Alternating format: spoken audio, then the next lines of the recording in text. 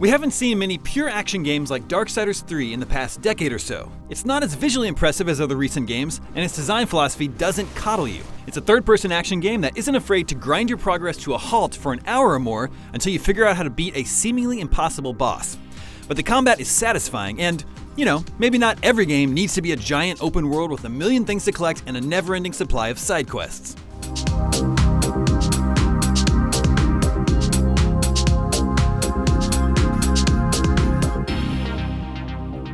Your appreciation of the characters and stakes of this roughly 20-hour story will get a boost if you've played at least the first Darksiders. Each game puts you in control of a different horseman of the apocalypse in a unique and interesting setting, a ravaged Earth where a war between angels and demons has pretty much left humans extinct. Your horseman this time around is Fury, but her debut isn't especially memorable. Her cheesy dialogue and bland voice acting don't do much to punch up the paint-by-numbers task of hunting down and battling the 7 deadly sins. As for the graphics, while there have been games this year that have truly stunned me with their beauty, Darksiders 3 is not one of them. The stylized, cartoonish characters are plopped into a pretty generic-looking world that lacks detail. It's in the hacking and slashing that Darksiders 3 really excels. This is no mindless beat-em-up. Every enemy needs to be studied until you've written a compendium in your mind of all the various beasts and their subtle tells and attack patterns. Putting in the effort and dominating your enemy is the most satisfying part. Fury's ever-expanding arsenal includes lots of fun toys, and it's up to you to decide which ones to power up and rely most on. In my case, that was the Chains of Scorn, because they set my enemies on fire. Along with her weapons, Fury gains new movement powers that give her access to new areas. Once you've unlocked them all, it's fun to switch between all her different forms to find the right tools for the various combat jobs and obstacles. One annoying thing is that no matter how powerful Fury becomes, basic enemies can still kill her with just a few hits at any point. Level scaling is not a design choice I appreciate. It's much better to feel like an all-powerful god after putting in all that time and effort. The bosses in Darksiders 3 are not messing around. While the first couple might not pose much of a threat, they're all highly varied tests of both combat skill and environmental puzzling.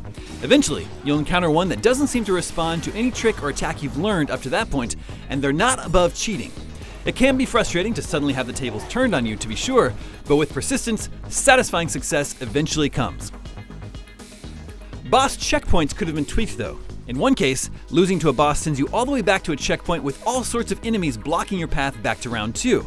In another, you have to spend a few minutes running back to the boss with no enemies to fight.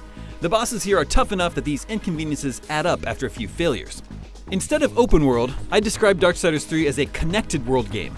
It's a series of smallish rooms connected by hallways and tunnels, and the nearest deadly sin is always marked with a skull on your radar at the top of the screen. So, playing Darksiders 3 means running down hallways from room to room, keeping that skull centered, and fighting any monsters in your way. That's 90% of it, with environmental puzzles making up the remaining 10%.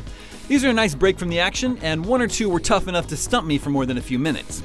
That doesn't leave much room for rewarding exploration, but I did enjoy hunting down the upgrade items that are hidden all over the place behind corners and just off the beaten path. The straightforward simplicity of Darksiders 3 is a refreshing change of pace after exploring so many dense open-world games. That simplicity doesn't refer to the combat or boss battles though, as they are complex and almost startlingly unforgiving. Its throwback philosophy is comfort food for action gamers of a certain age, but it would have been nice to see the third game in the series introduce some new concepts to relaunch Darksiders in the modern age. For more on Darksiders 3, check out 16 minutes of gameplay and our list of the series' best bosses. And for everything else, stick with us right here at IGN.